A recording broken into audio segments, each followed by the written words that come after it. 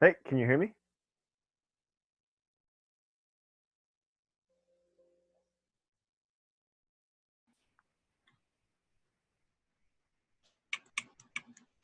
Can you hear me? Yes, can you hear me?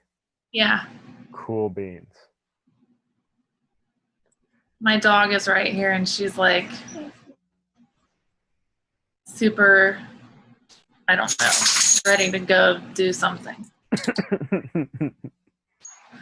I just rescued a tiny kitten and it's in the other room in a crate. So she's kind of like wanting to go in there. So I'm hoping she doesn't make too much noise. No, even if she does, it's not that big of a deal. Okay. Come on. Lay down. Where'd you get? Where? It's all right. It was a pretty decent morning. And then with a neurology, like a headache specialist. And then I had like an hour, like an afternoon of lecture, and then I came home, worked out, and just kind of been eating since. It's a lot of stuff. What about you? Where'd you get the kitten? It was running across the road yesterday in rush hour traffic, and then it like dipped into one of those like sewer drains that are on the side of the road, you know. Mm-hmm. And I was talking to my friend, and she was like, "You have to go get it," and I was like, "I don't know." But anyways, I went and got him, and he's so small. I took him to the vet today. He's like 5 weeks, they think. Mm-hmm. He doesn't even weigh a pound yet. So Oh, that's so little. he's so small. So he got some flea medication and some deworming stuff today, and he couldn't get anything else because he's not old enough. So I'm going to be feeding him, and then I'm going to take him back next week. Nice. But yes, Peanut is like dying to play with him, but it's not time yet. So Not yet. no. So little. That's so little. I know. He's so small. He's so cute. Yeah, my partner Mackenzie, she has a habit of picking up strays as well, and it's yeah, it's really cute. Yeah, it's funny because a couple weeks, I'd been like contemplating getting Peanut a playmate. Mm-hmm. I was like, I can't get a dog because that's too much. And so I was like, maybe I'll get a cat. And I was like, I don't know. But then this cat just kind of was there. So I was like, no, maybe, we'll see how it goes. My neighbor said if I ever end up not, if I don't want it, she'll take it. But oh, nice. I think it's gonna be fun. That's so, yeah. You ready to record this sucker? Yeah. Yep. I put my phone on do not disturb, so Excellent. It should be good to go. I'll go ahead and start the recording. Go ahead and push the button. Yes. Okay. And do you have headphones? No. That I think will be fine anyway. Because I'm also recording this on Zoom, so that we'll be able to figure something out between all the things. Because the one weird thing with the thing that you sent was that it recorded your audio, but it also recorded my voice through your speaker. Does that make sense? What, my phone? Yeah, your phone picked up the audio from the speaker and your voice, and my recorder is picking up just my voice. So if I put it together, it's like, but if you don't have headphones, don't worry about it. I have headphones. Hold on. I have like these headphones. Oh yeah? Do you mind wearing them? To plug it into my computer or plug it into my phone? Into your computer. Okay, hold on. Instead of the speakers. Correct.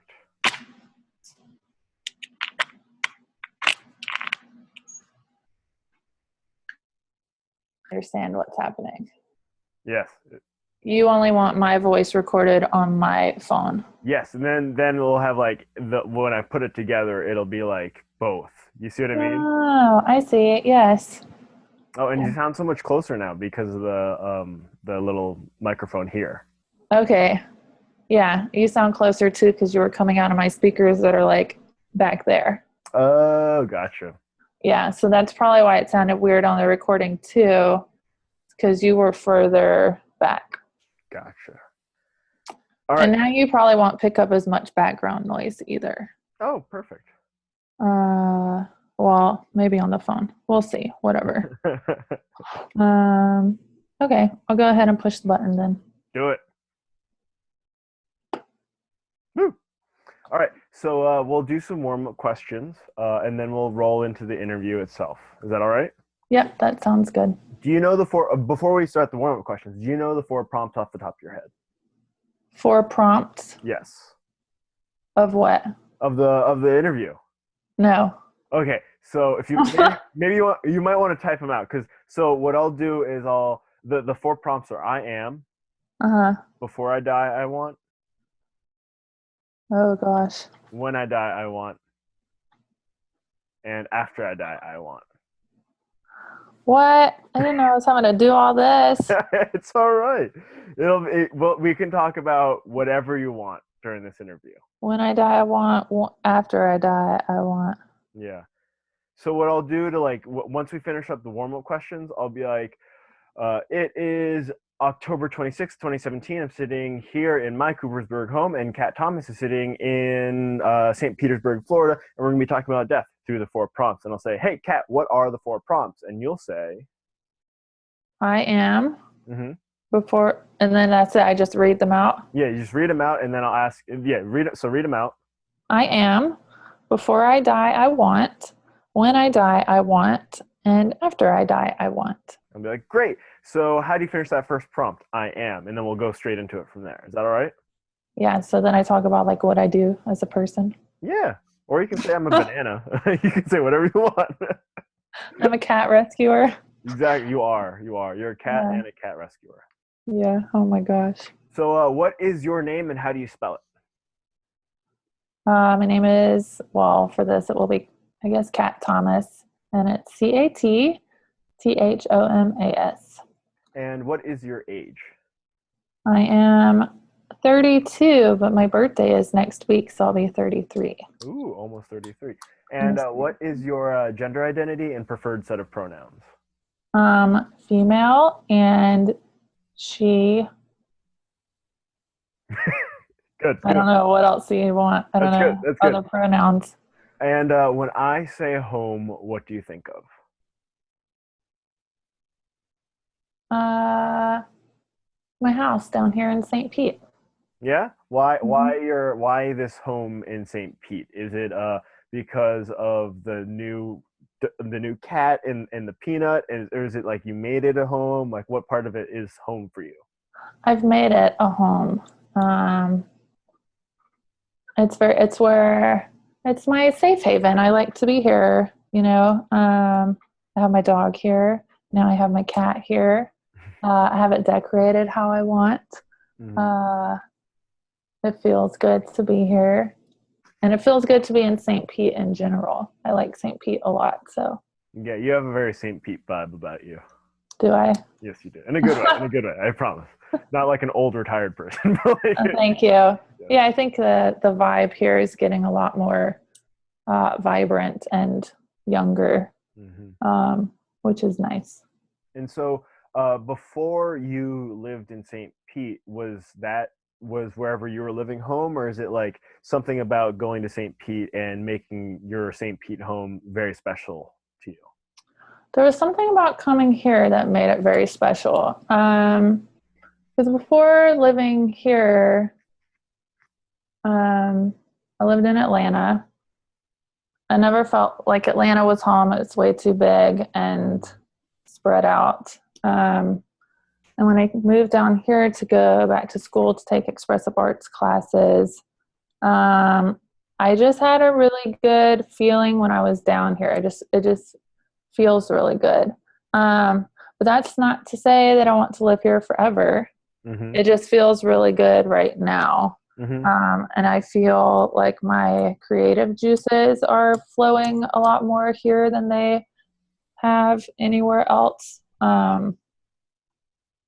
which is kind of, getting into my line of work. I don't know. I just feel like things are moving in the right direction here, whereas before I was always like trying to figure out the next thing. You know what I mean? Yeah. You're kind of like coming into it and you're like enjoying it as it is rather than being like, Yeah, oh, where am I going to go next? it's more comfortable. I really like the jobs that I have down here.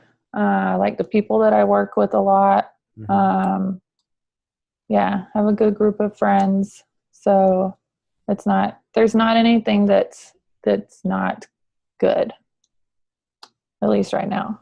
Mm-hmm. So What is something in the past 6 months that you have been proud of? in the past 6 months, oh, my street mural. Your street mural. You have a street mural. Where? Yeah, it's in Tampa in the South Seminole Heights neighborhood. Oh. Um, they put out a thing in the Hillsborough Arts Council, uh, I guess, like website where they have opportunities. And they were looking for an artist to design a street mural for their community, but that everyone in the community could come out and work on. Mm-hmm. So it had to be very simple. Mm-hmm. And they only had certain colors that they could use. So, like, we had to hand mix other colors. But we did a big mandala design in the street intersection. They wanted it as like a traffic calming measure. And since Oh. mandalas are, used for, balance and calming and that sort of thing, I um, thought it would be perfect because I use them a lot in my own personal art practice as well. Mm-hmm. Um, but yeah, so now there's a mural in the street. It's painted on the street in the middle of an intersection, and it's pretty cool. I'm not gonna lie. I never thought that I would be like, commissioned to paint an intersection mural, and the whole community, like people in the community, came out. We closed down the roads for a whole afternoon or a Oh, whole that's so day, cool. really. Yeah, it was fun. And now people contact me and they're like, "What kind of paint did you use? What?" Oh, that's super cool. And that's like a Yeah. really great like little exposure thing on top of like, Yeah, it oh, was in the news, and there's like several articles online about it. If you Google Catherine Thomas, like, ooh. or like Tampa Bay Mm-hmm. street mural or something, it'll come up. So, Super cool. I'll have to take a look at that. I'll Google you. yeah, it's pretty cool. And there was a guy out there who had a drone who videoed the whole thing Oh, from that's like super up cool. above, Yeah. and so there's some really cool. I think he put it on YouTube. If you go to my website, it's on there. Awesome. Yeah. What is something in the next 6 months that you're looking forward to? Hmm. Something in the next 6 months. Um, at work at Moffitt, we're going to start doing. We don't really have a name for them yet, but we're calling them right now like mini color of musics, which doesn't quite make sense to anyone unless you're like there. But essentially, each visual artist will be paired up with one of the musicians, Mm-hmm. and I think it's once a month, we'll go to a different lobby and do some sort of art, visual arts activity while the musician plays, and it'll be a community art type thing. So we'll get whoever's walking in the halls or sitting down waiting for their appointment. We'll get them and try to get them to do some art, because we don't do a lot in the lobbies. Like, the musicians play in there a lot, but we don't go down there a lot. We're usually in the studio and at the bedside. So I'm excited about those because I think a lot of times people don't want to leave like their waiting spot. So it'll bring the experience to them instead of them having to come Mm-hmm.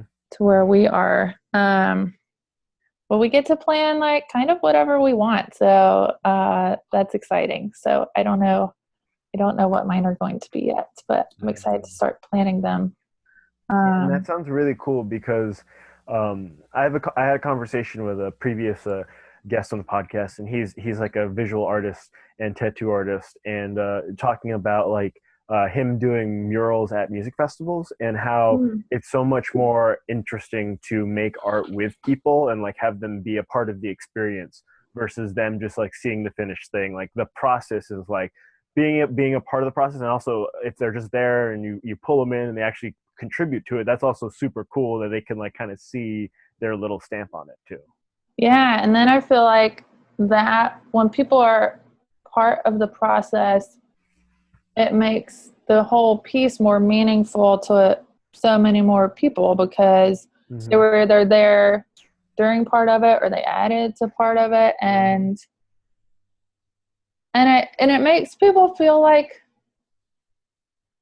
I don't like good about themselves, like who once thought like, oh, I could never do something like that, but they're given the opportunity to add a little bit, and um, it's very trying to think what's the word I'm looking for, like self-esteem boosting in Mm-hmm. a way. Mm-hmm. Mm-hmm. Yeah, it's Cool. yeah, that's like the whole like if you eat a sandwich, it's one thing, but if you like learn that the mustard seeds were hand gathered and like the pig that from the ham was like grown in like Switzerland or something like that, like learning the story behind it versus just like the end result is like a whole different beast. Yeah, like mindful eating and mindful, when you take the time to think about things and everyone that was involved in it, then you see that everything is very much interconnected. Hmm. Um, yeah, You ready to roll into this? I think so. Yeah, we'll see how it goes. Hey, He's yeah, excited. Or she, I don't know. she. She's getting all excited. All right. It is October 26th, 2017. I'm sitting here in my Coopersburg home, and Kat Thomas is sitting in St. Pete in her home. And we're going to be talking about death through the 4 prompts. Kat, what are the 4 prompts? The 4 prompts are: I am, before I die, I want, when I die, I want, and after I die, I want. Outstanding. And how do you finish that first prompt? I am. I am uh, an artist in residence. I think my official title should be expressive arts facilitator, but that's okay. And I work at Moffitt Cancer Center doing healing arts with patients and their family members and caregivers and staff. Um, and I love my job. I can tell. I really can. Because we talked earlier, and the like what was so like what was your journey from teacher to this? Like how did you get here, and how nice does it feel to be doing this stuff? Yeah, so growing up, I kind of never really knew what I wanted to do. I was always very creative, and I knew I wanted to help people. So those were like two things. But you can do a lot with those things. So long story short, I ended up teaching elementary school uh, outside of Atlanta, and I taught third grade. And a lot of my students, um, let's just say I ended up caring more about their emotional well-being than I did their academic success. Sometimes they would come in upset about something, or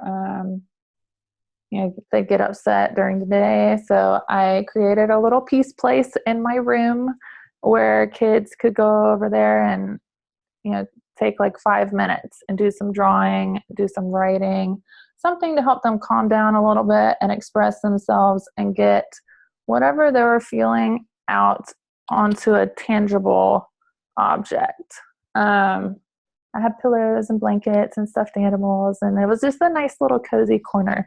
And I thought, there has to be some sort of job or something in this field because it felt more right than what I was doing. Like I enjoyed doing that more so than the teaching aspect. Mm-hmm. So I did some research and I found the field of expressive arts because I looked into art therapy, but I didn't think it was quite for me. But I ended up doing a certificate program in expressive arts, which allows you to facilitate, creative arts or expressive arts experiences for people without,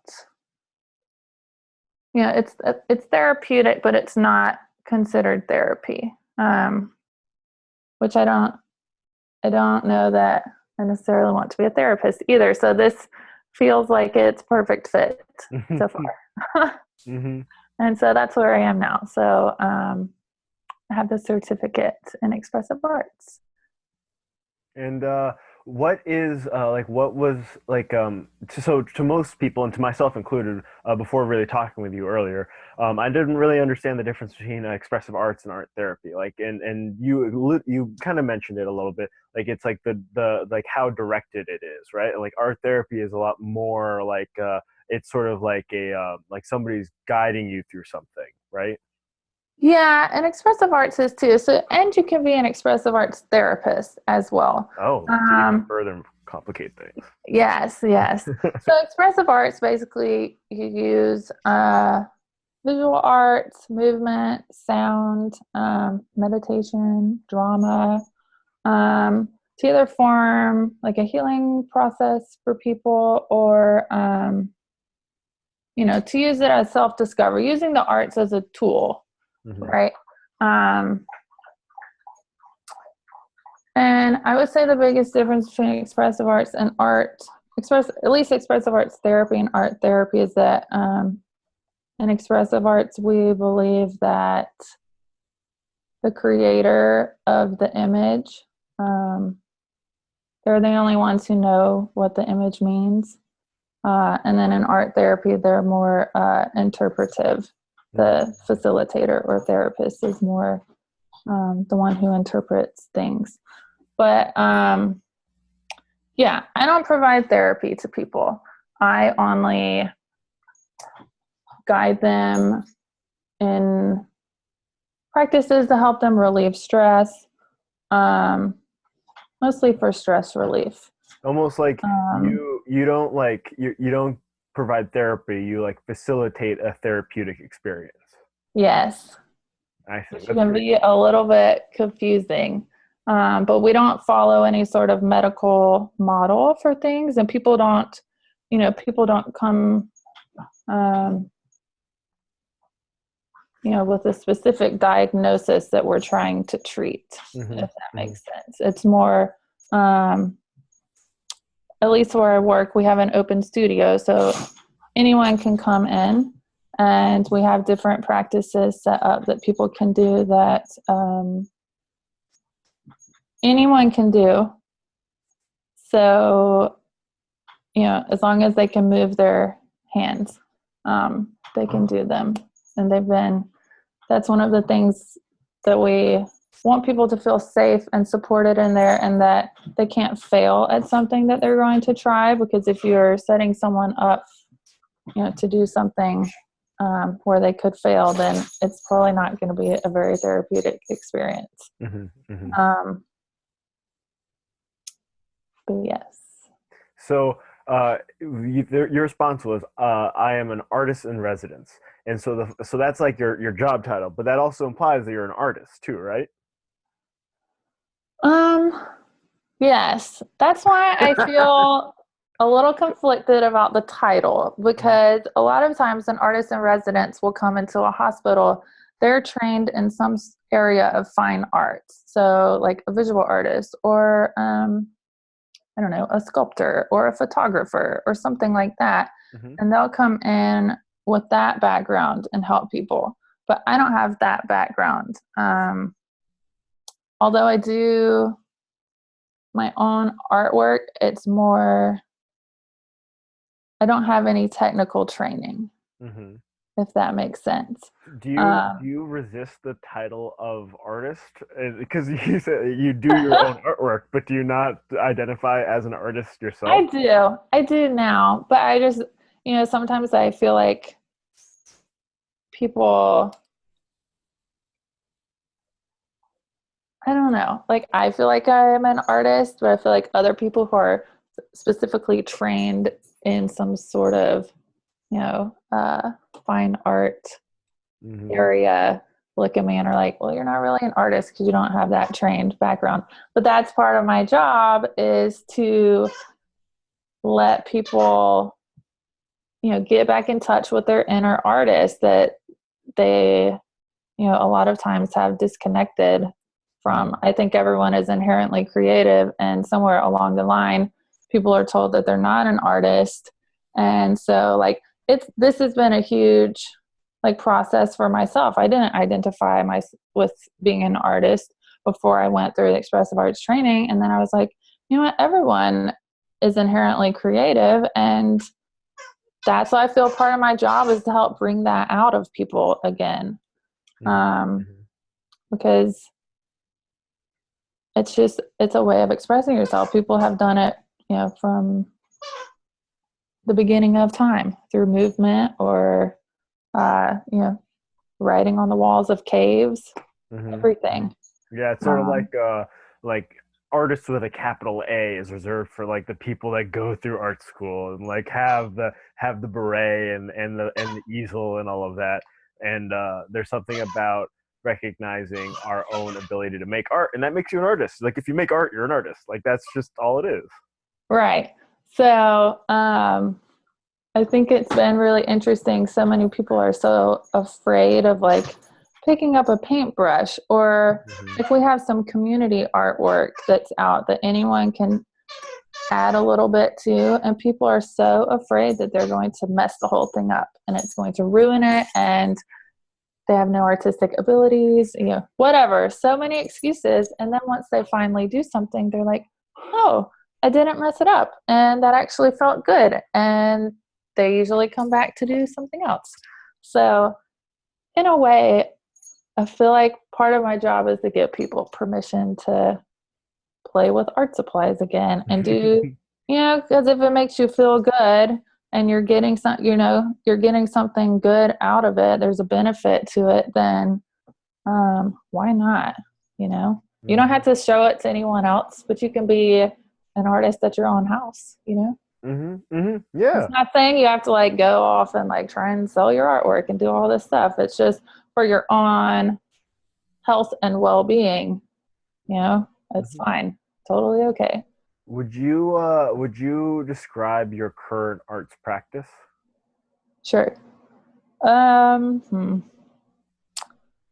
I wish I could say that I was very consistent with my art practice, but I'm not, as I tend to be with a lot of things. I'll go through moments, I think, where there's some creative buildup, and then it all kind of comes spilling out. But I do a lot of collage work. Usually I'll start with setting an intention for my work, what do I want to get out of this today? Whether it's stress relief, or I'm asking a specific question, or I'm doing it just to have fun. But usually I will do some sort of visual art piece. I draw a lot of mandalas also. I really enjoy doing that. Collage work, I said that. I also have a 3x3 foot canvas that I have at my house that if I feel like getting really big and doing some movement, with my whole body, I'll get that out and paint on it. But I tend to do multi-modal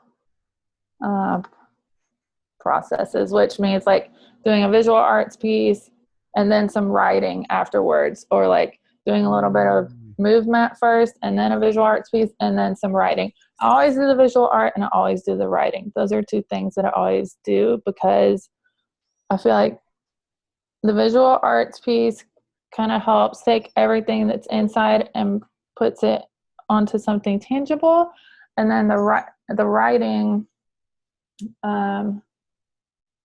further helps me explore what I just created. That makes sense. It does. Do you write by hand, with a pen, or do you type? Always handwrite, because I think that it keeps the flow going, and there's something about typing that just kind of like, I don't know, it doesn't seem like natural, maybe, I think, because not as organic, I think.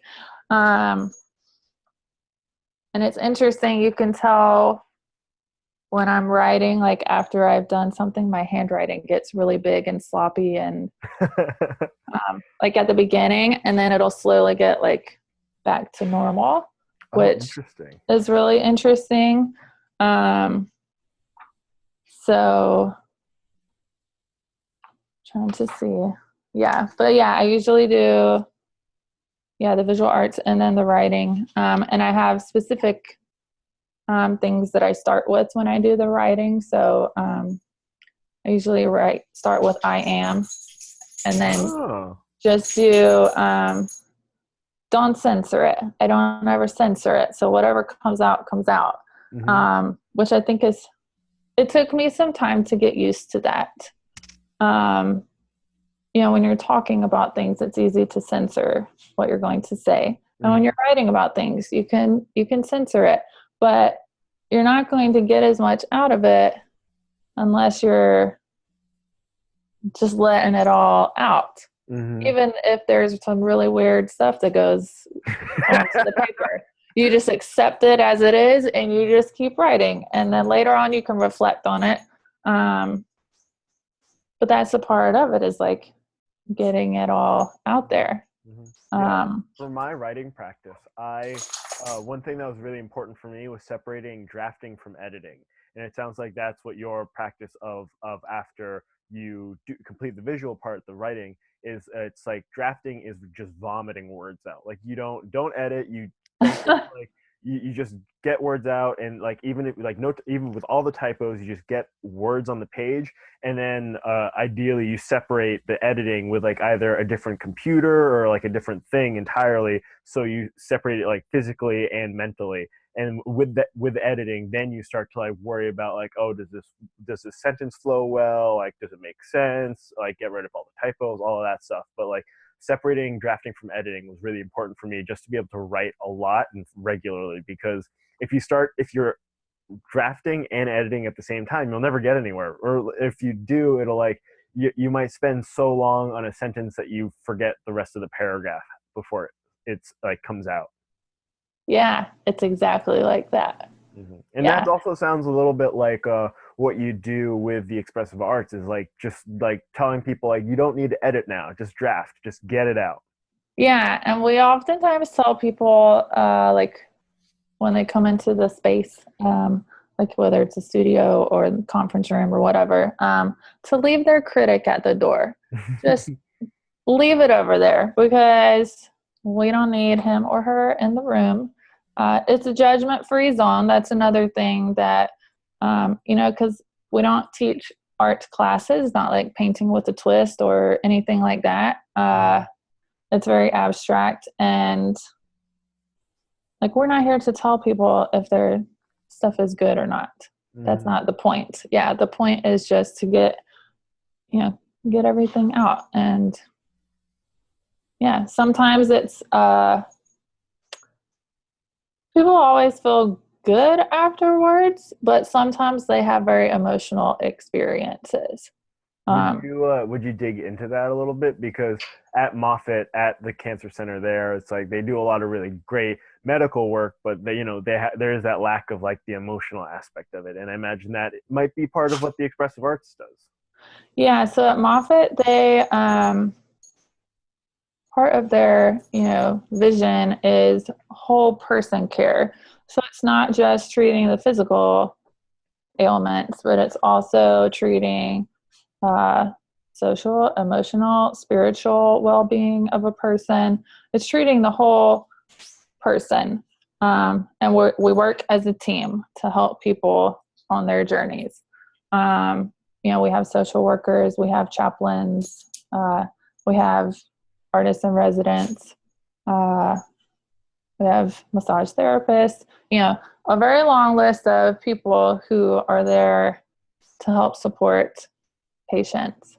And I think that's why Moffitt is very highly ranked as, you know, one of the top cancer centers, is because they do provide, you know, whole person care. And what have you seen as the artist in residence in terms of like that emotional, spiritual work, like that, or that like release that you were describing earlier, like those experiences people have? Um, you know, it's interesting. You never know who's going to come through the door and how they're going to be feeling. So, you have to be ready for anything. And I think everyone who works there is very, you know, intuitive to an extent, to where you can, well, plus with experience, you can kind of feel people out once they get in there. But we get, some people are very anxious, like if they have a procedure coming up, or if they're waiting on some test results, or they're with a lot of times the caregivers come in and they're, you know, they've brought a patient who has an appointment or something, and they're waiting for them. They can be, you know, very anxious, very nervous. People have traveled from, you know, forever away to get there. So they've had a long day. It's very stressful for a lot of people. So I think a lot of times, yeah, people just need something to calm their bodies down and their minds down. So stress relief, but also, like I was saying, with like an emotional release, a lot of times it's the caregivers, because they're trying to be so strong throughout the whole process. They don't want anyone to see them get upset. They're supposed to be like the rock, you know, that's holding it all together. And so I think we always have music playing, and our room is just very inviting and it's calm. And I think once people step in there, they feel safe immediately, and they feel like it's a place where they can have a little breakdown if they need to, you know, and it's okay, and we can talk about it, and it's fine. Sometimes people come in there and they've had a really bad day and they just want to tell someone about it. We get that sometimes too, which is fine. But we also, you know, are very aware of professional boundaries. So like, because we're not therapists, if we feel that a conversation might be heading towards someone needing more of a therapeutic, someone who is licensed, we do have social workers. So people can get connected to the social workers. People always are assigned social workers. So yeah, we're a team. We all work together. And so you are an artist in residence. Mm-hmm. What else is on that list of I am? I am a proud dog owner. Have you always been a dog person? How old is Peanut? Okay, I have a dog named Peanut, and she's 6. She'll be 7 in March. My family has always had dogs. And I've had Peanut since she was 6 months old. And I don't know, we go for walks all the time, all the time. And as you know, I just rescued a tiny kitten as well. We're not really cat people, so we're going to see how it goes. I think it's okay. But yeah, so I'm I guess a proud cat owner. But I'm also a big music fan. Like to go to festivals a lot, which I've been trying to figure out if I can do some sort of expressive arts workshops at festivals, because I think especially like transformational type festivals where people are really looking to, you know, better themselves in some way, I think it would be really cool. So I'm trying to work on getting some stuff going in that direction as well. and kind of try to like merge two of my passions.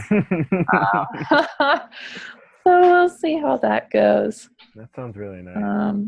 Yeah, because I think there's a lot that could be done there. I just got to figure it out. Mm-hmm. Yeah, I've been to a number of music festivals myself, and there's um there's so much like opportunity and energy at a music festival, and it's all to me. I just see it like untapped and wasted. It's almost like a big bonfire with all this gasoline, and all it's doing is burning. Like there's no work being done. There's nothing. It's not like it's It's not not like being going. channeled. Yeah, Yeah, it's not exactly. being channeled into the right area. Hmm. Um, and I think I don't want to say a lot of people, but I think people in general have a lot of energy, and sometimes it takes someone to like steer it, like steer it in the right direction. I don't know. Yeah. I was thinking the wheels are turning. The wheels are always turning. I feel like I always have all kinds of ideas. Did you have a religious or spiritual upbringing to your childhood? Yes. We were raised in the Methodist church. With my mom and my brother went to church every Sunday. And then my dad is Catholic, so he went to a different church. Oh. Yes. But I don't really go to church anymore. I consider myself more spiritual than I do religious at this point. Hmm. Um, and I don't really I find that I am closer to God when I'm out in nature Hmm. or when I am doing my artwork. So I think it was good that my parents had us. I think it was good. We had some structure and we had a religion, but I took because my undergraduate degree is in anthropology, so I took a world religions class, Hmm. uh, and it kind of like blew my mind because I'm from South Georgia and we there people are Christian. There wasn't really anyone, there wasn't really anything else, and so I wasn't raised with the idea that it's like I knew there were other religions, but I didn't really know anyone who like practiced anything else. So I took that world religions class, and then I started traveling like internationally a little bit. And so then I was like, you know what? Like, I don't even know if like this is right for me. So it's been, I would say like 5 years ago, really, I started delving more into my spiritual journey, Did so you to speak. was there a specific international travel that kind of like stirred up some wacky stuff inside you that because I've done some international travel myself, and it is something that's just like, oh wow, this people every it's so different. It's just so unbelievably different on like the even the smallest details, and it's but also at the same time very similar, and that's just like a very perspective enhancing and perspective widening experience that I think is invaluable. Yeah, I think because I took all the anthropology classes, I really got into shamanism. So I studied a lot about, like, I did a field research um, study in Belize on Mm. shamans and like how they healed people. Hmm. Um, but so that was very eye opening. But then also, several years ago, I went to Southeast Asia and I went to South Korea, I went to Thailand, Indonesia, Malaysia, and it's a whole different world over there, Hmm. Um, I actually was at a restaurant in Bali with a friend of mine and saw this procession going down the road. And, everyone was dressed in, I want to say like these white outfits. And it was like a parade. And they were carrying these like wooden bamboo box things with like, they were just these huge shrine looking things. And I was like, what is this? I want to go see. So anyways, I followed them all the way down to the beach. It was a funeral procession.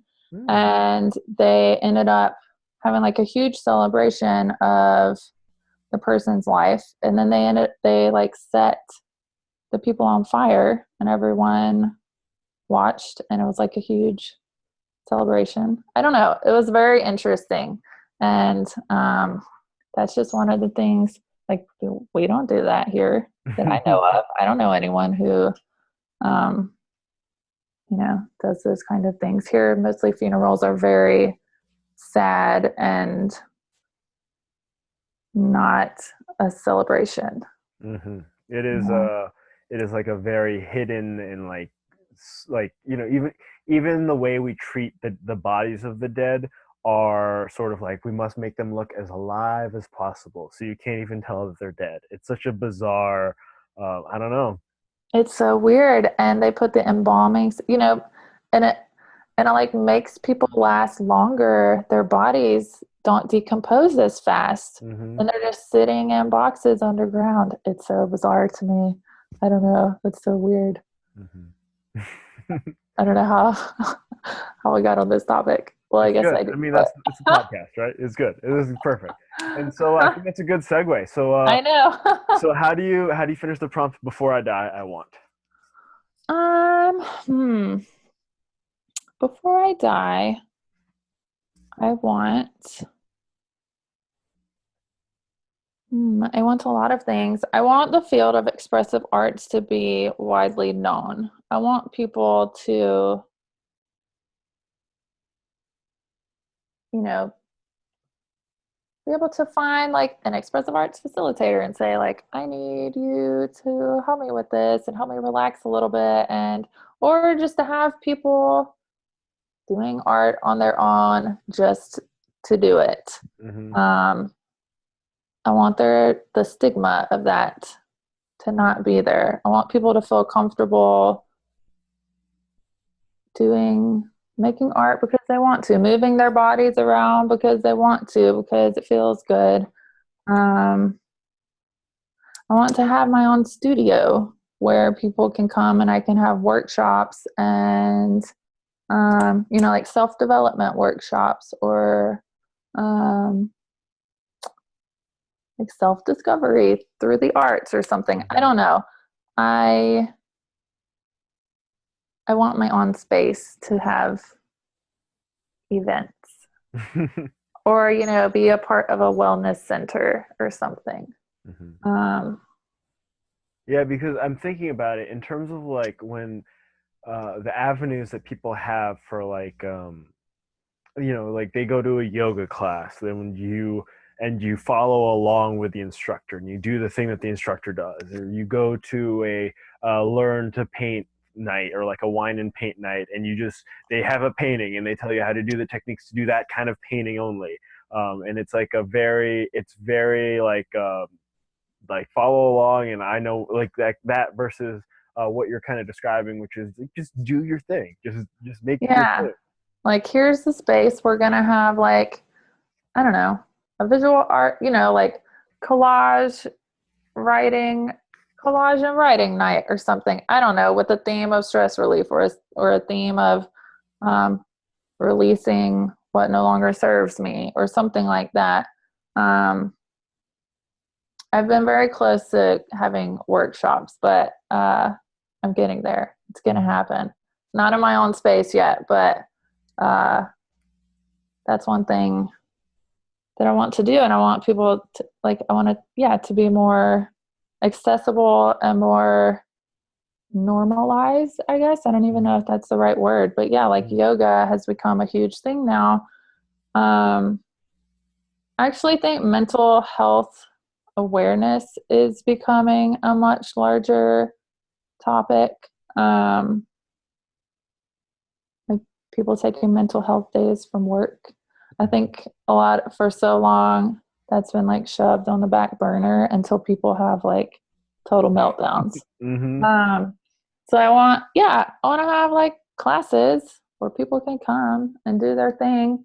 I'll set up the materials. I'll clean up the material. You know, you just show up, you do your thing. We talk about it for a little bit, and then you go on your merry way.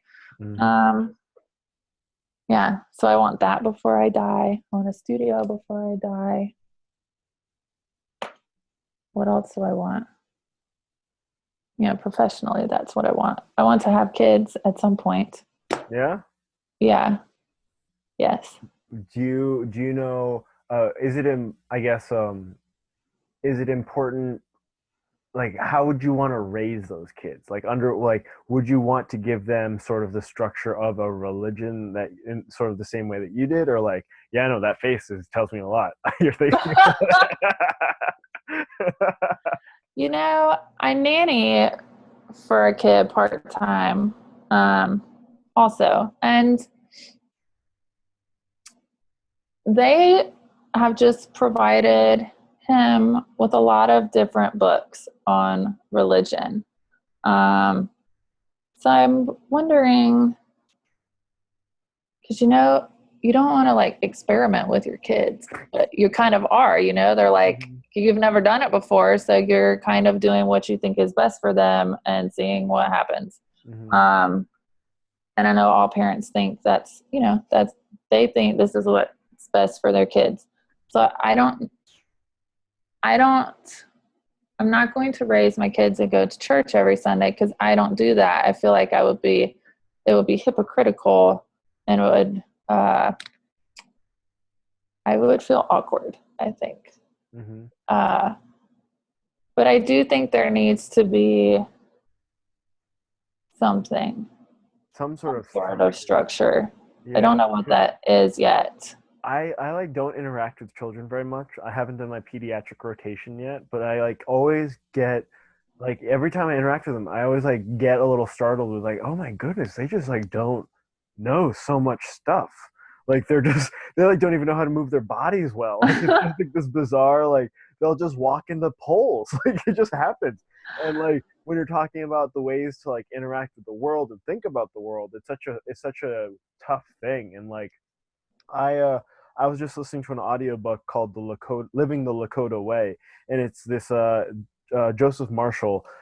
He's this Lakota historian, and he's a beautiful storyteller, and he tells these stories that he heard growing up, and he sort of organizes in this really beautiful way. And it's sort of like you're sitting with him around a fire, and just they're like little things, the way that like in his stories, like an old person, like an elderly woman walking around, or like an elderly man walking around, will call all the young people grandson or granddaughter, and all the young people will call them grandmother, grandfather, even if they're not related. But just like those kinds of little things that like give some sort of structure to like how should you view the world and the people in it is just like it's important. I don't know what's right. I don't know if there is a right answer, but it is like there's something. You got to give them something, otherwise they're just going to watch Netflix. Oh yeah, definitely. And um, I think like, you know, teaching them to be good to people, you know, like Mm-hmm. be good to people, all people, doesn't matter what they look like, you know, their socioeconomic status. Be good to nature. Like I want my kids to be playing outside, and I don't want them sitting in front of a TV. I mean, we can watch TV sometimes. I watch TV sometimes. Um, but I want them to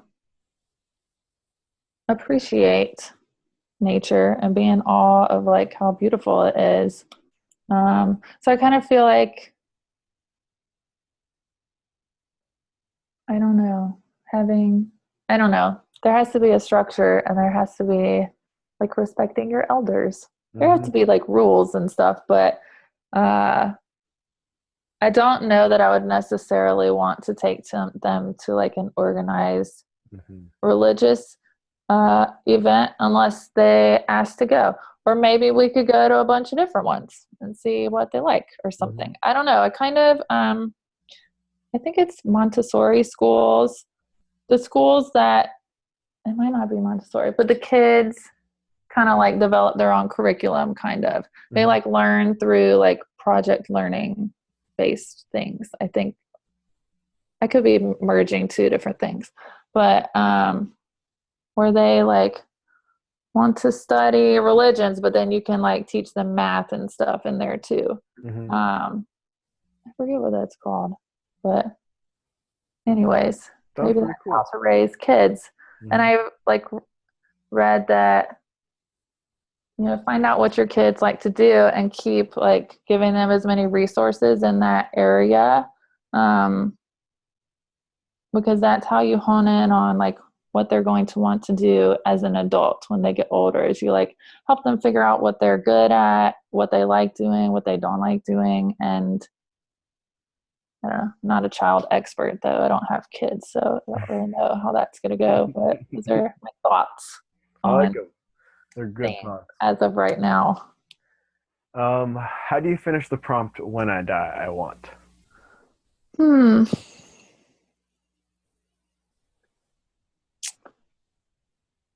When I die, I want a lot of people to come to my funeral, and I Yeah. want it to be like a party. Like we were talking about earlier, I don't want people to be like, super sad. But when I die, I've always felt that I was going to live to be 103. Oh, okay. So I think that I will be that old.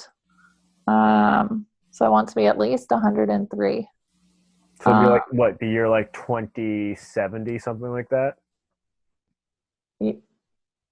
well, I was born in 84. So it'll be, Oh, my math was way off. Whew. I know, I was like, that doesn't quite add up right. But I'm not very good at math, so it took me a minute.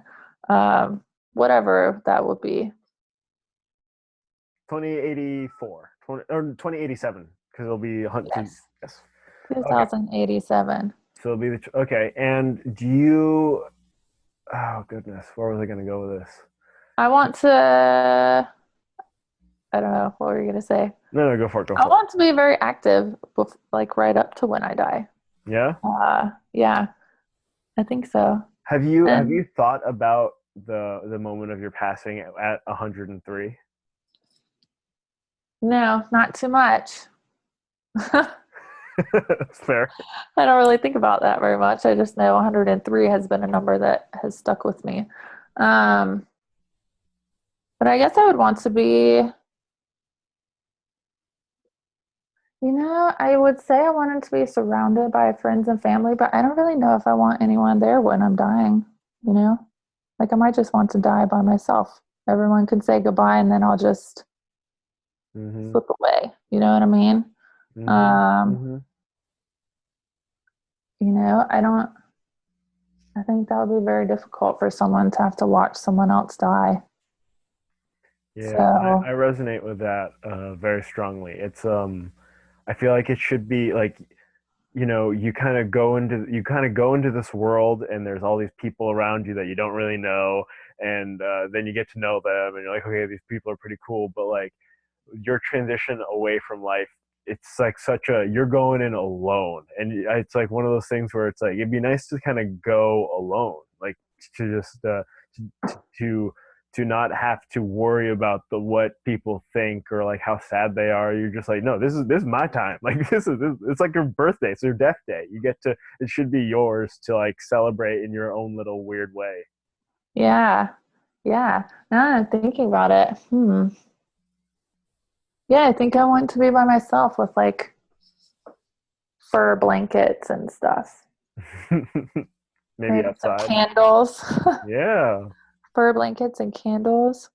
Uh, I don't know. I want it to be like very comfortable.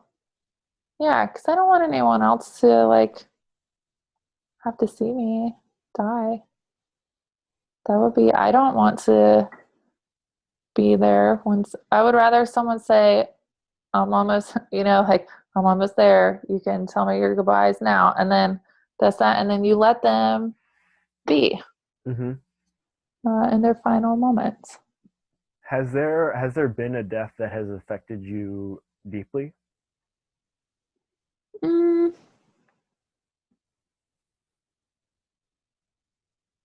I wouldn't say deeply. My grandmother had cancer when I was younger. Um,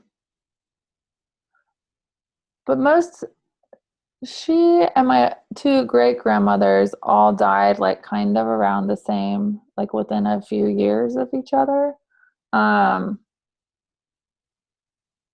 but I guess my grandma Alice, the one that had leukemia, we used to have so much fun at her house. We'd go over there and build like pillow or like blanket forts and stuff. And she would take us to the store and we would get to buy Slim Jims and like, stuff we didn't usually eat. Mm. Um, and we would like feed the birds on our front porch. Her house is like one of the places where, because she had a ton of land, and we would just like, I would go with my cousins and we would just be out in the woods poking around out there and like, I don't even know what all we did, but climbing trees and looking for arrowheads and doing lots of nature stuff. I feel like she was very naturey with feeding the birds and stuff. She had huge, huge bags of bird seed that she would just put it out in the morning all over her front yard. And she had bird boxes in her backyard. But I don't really remember. So when she was getting really sick, my mom, like, we didn't go see her anymore. Mm. There was like a cutoff point because she started looking really, really badly, and my mom didn't want us to remember her in that way. Mm. She was, I think she was in a nursing home towards the end, maybe. I don't have like really, really good memories of it. I think I was maybe like 10, so I wasn't that young, but um, I know that she, yeah, like we couldn't go see her.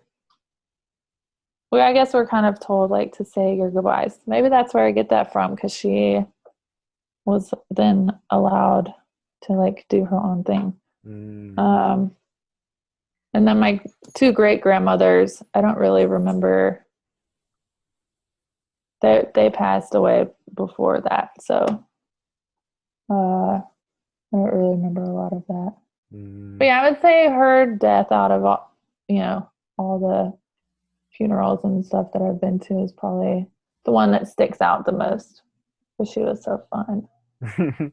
Did she have, or like did you kind of like get a perspective on like, oh, these are kinds of things that I do want at my funeral, these are kind of the things that I don't want at mine? I don't even really remember the funeral. Oh, that's fire. That's I've been to a lot of funerals though, mm. so I don't really like I don't really like the whole church thing where everyone sits in there and people get up and they're like crying half the time to try and like get through a speech about someone, and sometimes there's an open casket. Like, that's so weird to me that there's an open casket of a dead person that you can go look at. uh that's like, I don't know, I that's really think weird to me. I I think don't want there's that. like there's like value in a viewing of like a truly dead person, like saying like, oh, life has left their body and they look definitely dead. But then it's a totally different thing if it's a viewing of a body that has been like made to look like they're alive. Like that's what gets weird. It's like, you know what I mean? Like it's like, oh, okay, I remember what they look like when they were alive, and this is what they look like now as they're dead, and they look dead, and like I can move on from there. But if you like see a dead person and they look like, they got blush on, so that's, They have makeup on. yeah, No, that's so weird. it's so weird. That's not, I think I would, well, I think about getting cremated, um, which I think I would like. But then I was reading this article about how these people supposedly cremate people, but it's not really, they're like dumping the body somewhere and it's not really like they're cremating people. I don't know. It's a whole That's sketchy beat. Unless you do it yeah. yourself, you don't really know what's happening, right? Put it in my will to have like a party on the beach like those people did in Indonesia. Right? Um, yeah, I'd want it to be a celebration. Um, because why not? Mm-hmm. Celebrate all the fun things that we did, all the fun times we had. Mm-hmm. Um, And it's tough because it's something that happens. Like you can't set. It's hard to set the vibe of your own funeral. Like it's yeah, like it's like the people that are left behind, and that's what's so tough is like the like people have such a weird thing about death, and so like if even if you want people to be happy, it's like if everyone else around you is super bummed that you're gone, it'll kind of change the tone of the wake and the funeral. yeah. And like,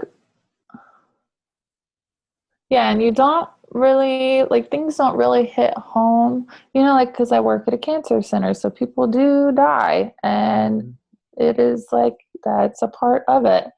Um,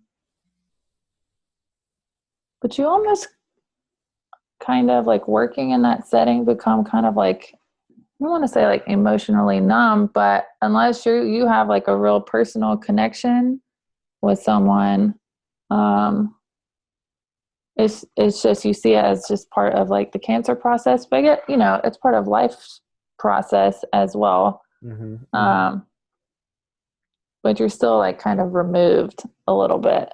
So I think, yeah, it's hard.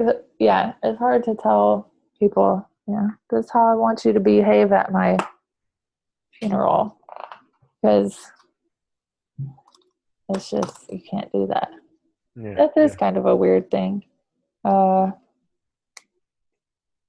I don't know. I remember like the deaths of our dogs a lot. Mm-hmm. We had so many dogs growing up. Um, and like some of them you can prepare for. This is the other thing too, is like preparing for someone dying versus someone just getting snatched away in a moment where there's no preparation for it. Mm-hmm. Um, those are, totally different experiences as well. Mm-hmm. Uh, I don't know. I was just thinking about two dogs that we had. One got hit by a car one day, and like we went to school, and then we came home from school, and the dog was, we didn't have the dog anymore, and so we buried the dog in the backyard. That's what we did with all of our dogs. We buried them in the backyard, Mm-hmm. uh, and we had little like funerals for them. Um, I don't know. Yeah, it's got me thinking about spontaneous death. It's tough. It's So, like that's yeah. how my dog died. I remember I was playing this video game, Wolfenstein Enemy Territory. I was playing with some buddies online, and I think like some dude stopped by and told us like they found our dog by the side of the road, and then my dad went out in the lawnmower and with the cart in the back to go grab him. And I just remember that totally changed my whole night. I was like, what the fuck just happened?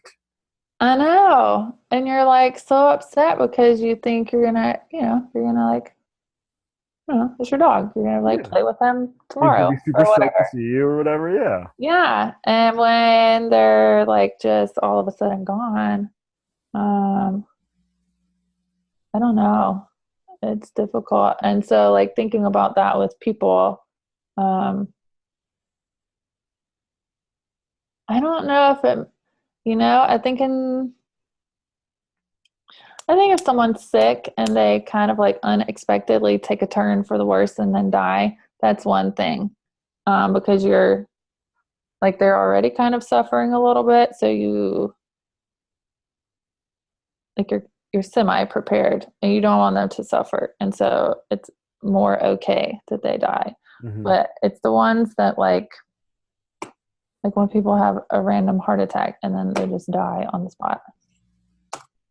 That I think are the most difficult. Yeah, like that little bit of preparation, that little bit of heads up, just being like, oh boy, okay, I guess we got to prepare ourselves for this possibility, but like just getting smacked by it is tough.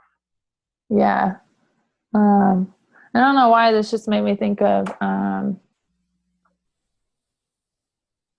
you don't want to be alone. I mean, I want to be alone when I die, but like I don't want to be alone, like living alone and while you're dying. Yeah. Yeah. Like you want to have like a spouse, or like you're still got a best friend, or like, something. Because I think a lot of times that makes it worse if people are alone. And I think people die sooner when they are lonely. Because we need connection and we need to have those like close friendships and close feelings of being needed and wanted and appreciated, and being able to give that to other people. I think when people don't have that, it becomes very depressing. And I think people die sooner because of that. Yeah, I'm on my psychiatry rotation right now, my neurology and psychiatry rotation, and it's just really startling. It's like you're just like, oh, all these people are sad and lonely. Like, and they're like, it's like, which happened first? Did they become lonely first and then become sad, or sad first and then become lonely? And it's like, it's just like, just hearing like all of these stories of just like people being suicidal and they're in the hospital. And it's just like, you hear about they're just like train wrecks of lives and like people that they've hurt or who have hurt them, and it's just like, oh man, like I can see why you would feel this way, like entirely. And it's just one of those things, like we really, like, you don't see happy people, like happy social people in a psychiatry office. You do, but you don't, at the same time. So it's a very interesting thing. Like, we are so social, and we have social media, but that doesn't do it. That doesn't scratch that itch. Right. I was going to bring that up because it's just so interesting that now, in a day and age where you can be connected with people all over the world via your computer, yet you still have people who are feeling extremely lonely and depressed and not connected at all to anyone. But yeah, that's kind of like a fault. I don't know. It's like it can give you like a false sense of connectedness in a way. Yeah. Depending on like, I don't know what platform you're using, or, how you're connecting with people. That's one reason why I'm not sure that I want to be a therapist either. Why? Because I don't know that I want to listen to people. It would be very depressing. I think I would get very depressed listening to people's stories. I think that's one thing therapists have to make sure they do a lot of like self-care, is because they hear all of this depressing shit like all the time. And you got to be able to purge it, just get it out. I know, that's where the expressive arts comes into play. Ew. Yeah, exactly. Yeah, that's one thing that I found, like on this rotation of psychiatry, is just like, I'm like, oh man, I got to take really good care of myself, because it's just like, it is a lot. You do. Something that I have learned along the way is that, and something I like to think of, is everything that comes in during the day has to then go back out. Because whether it's through talking or dancing or working out or whatever, it has to get back out. Because if it doesn't go back out, then it's literally like you're holding it all in. And it's not good for you mentally or physically, or emotionally. So, yeah, self-care routines are super important Yeah, in for general. when I coached CrossFit, I would tell athletes like if you're buckling up to do a 15-minute just like lung destroying workout, you had better be willing to at least do at least 15 minutes of stretching after this workout to at least sort of offset whatever like if you're Yeah. you gotta like respect how much you need to decompress. Yeah.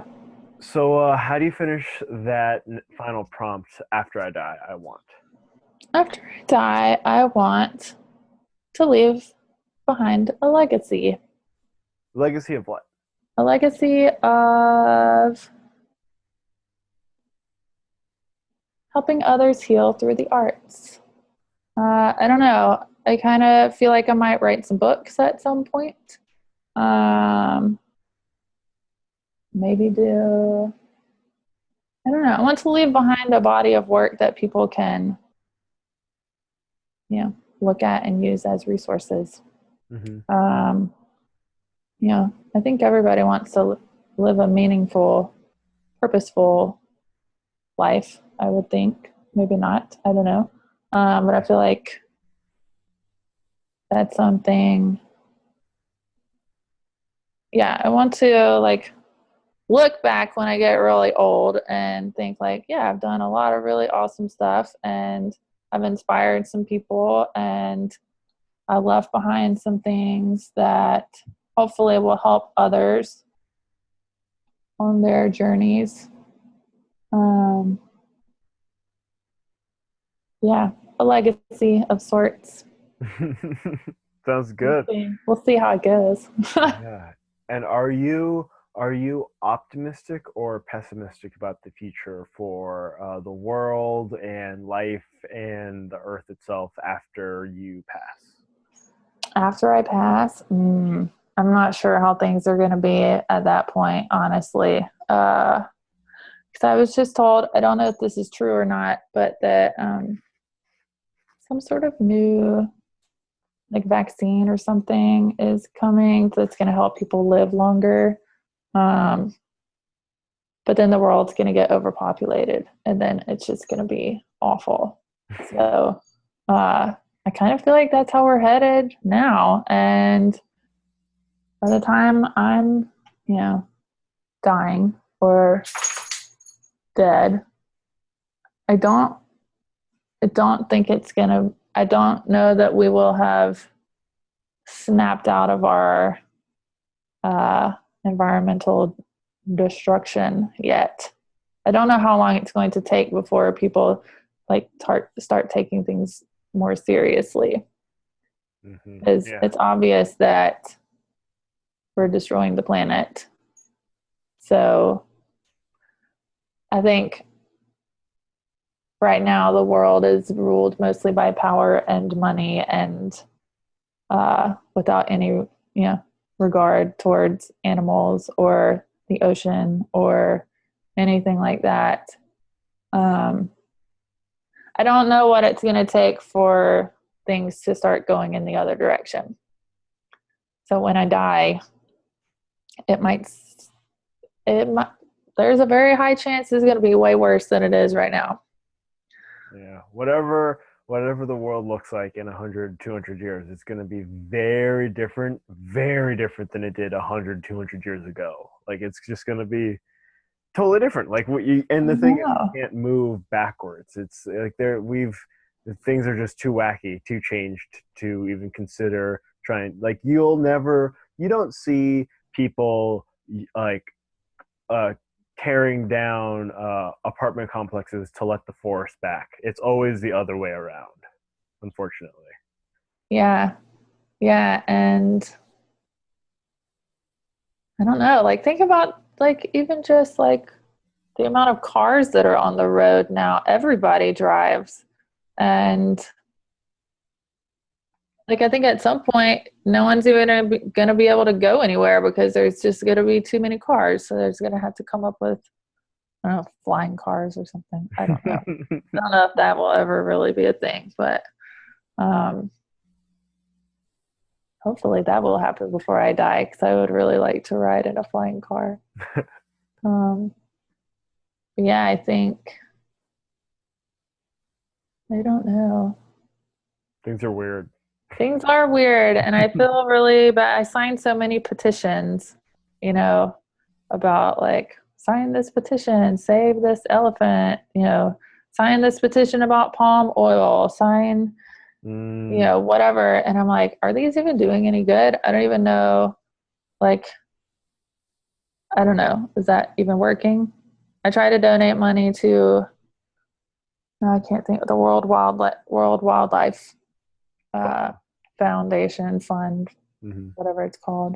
Uh, Even like adopt an elephant or a tiger, but you don't really adopt it. It's just like some symbolic gift. Um, but I don't know how much good that does. I don't know. That's just a very small percentage of something. I don't know. I think everyone should try to do their part, but it doesn't make up for everyone who's not doing their part. And then, corporations that are doing much more of the wrong part. So would it be safe to say that you're pessimistic about the future? Yeah, I would say so. I'm optimistic in my life, you know, but as far as I don't have a lot of faith in humanity and the leaders of some places. I don't know. Yeah. There's a lot of good people in the world, but then there's a lot of bad apples too. So um, I don't know what it will take. I would like to try to be optimistic, but until someone presents like a reasonable way to fix everything, and that's, I can't even say that because those things have been presented and, they are just shut down or, um, it's like when the electric car was invented like forever ago. Have you seen that movie, Who Killed the Electric Car? I haven't. Oh, yeah. It's about how it was invented a long time ago and they just shut it down. So, I don't know. Yeah, it'll be very interesting to see what life is like in 2087 because who knows? There's so many weird turns we could take. Yeah. Are you optimistic? I think so. I don't. I'm optimistic for life. I don't know about Yeah. human life necessarily. Like Right. life is gonna go on just fine. Whether or not humans are the ones kind of pushing things around is a whole different question. But Yeah. I'm not. I don't. Yeah, things are weird. They're only gonna get weirder. But hopefully they at least stay fun. You know. Yeah. Oh, yeah. I think I just mostly think about all the animals, and Mm. all the ones that are already extinct and all the ones that are already on the endangered species list. I don't know. It's hard to have hope for all of them, You got but a big heart, a big old heart. I know, saving that kitten yesterday. Hmm. If I could save them all, I would, but I can't. So I do my best as a. That's a good yeah, that's a good note That's. to end it on because you got to do the good you can. And Mm-hmm. so we've been talking for what, like an hour and a half now, something like that. It's been a while. Been a little while, and I want to give you the last few minutes or moments to address the audience directly. Whoever's listening to this, maybe it's like the bishops of the friends of ours, or maybe it's future children of Cat, or maybe it's Cat that at 102 listening to younger Cat. Um, the floor is yours. Me? Yeah. Um, I don't know. I don't know what to say. I've already said a lot of things. Um, I don't know. Everyone keep doing what you're doing. Fight for what you think is right. Um, I don't know. I just hope that everyone finds like a passion and a purpose for, what they're doing in life, because it makes life a lot better. Um, I have found mine finally. It's taken a while, kind of like meshing a lot of things together, but yeah, it's good. So that is my hope for everyone and humanity. I Awesome think stuff. that's Thank all. you so much, Kat. This has been a real pleasure for me. Yeah, thanks for having me. It's been fun. All right, this has been Kat Thomas on death. Woo! I'm gonna end the recording. Okay. Oh yeah, that was great. Yep, that was good. Yeah, that was long. All right, I got it saved. That would Nice. be bad if I like pushed the wrong button and it deleted the whole entire thing. Oh no. Uh, So what'd you think? that was good. It had me thinking about a lot of things, but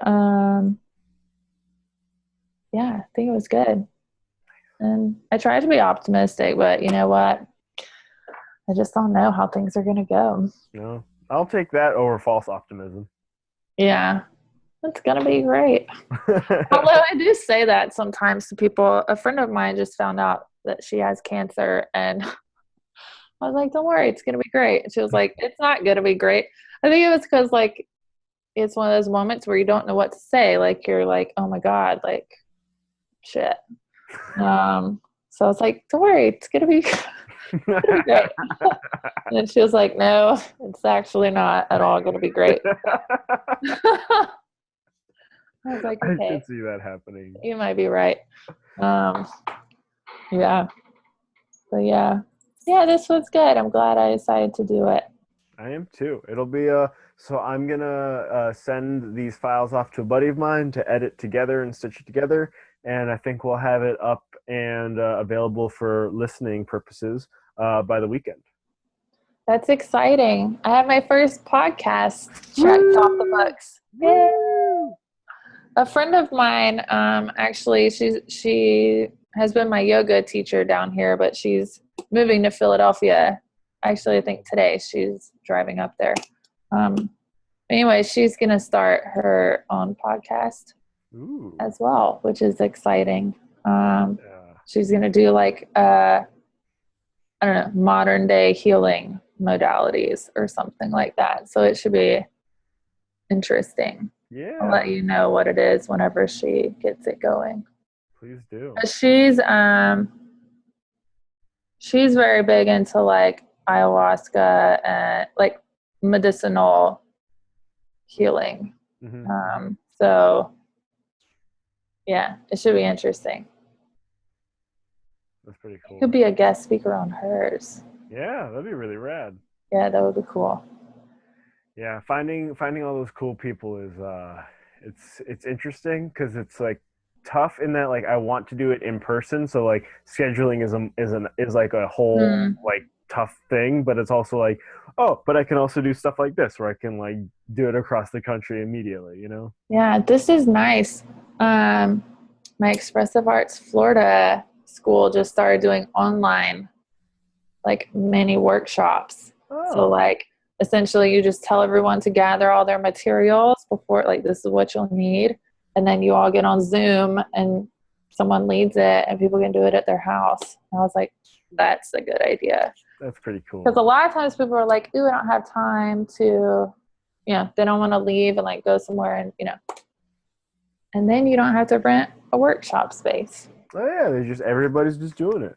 That's pretty cool. Mm-hmm. Yeah, so I think the internet is pretty amazing. You Yeah, can do a lot of really cool stuff. Yeah, like this, just I like know. It's cool. All right, so I'm gonna let you go. Okay. Go take care of that little cat if it needs taken care of. I'm gonna give it a bath. Oh, good luck with that. I know. I was like, you know what? Considering the fact that I like pulled him out of the sewer drain, he probably needs a bath. He needs a Probably, bath. probably needs that.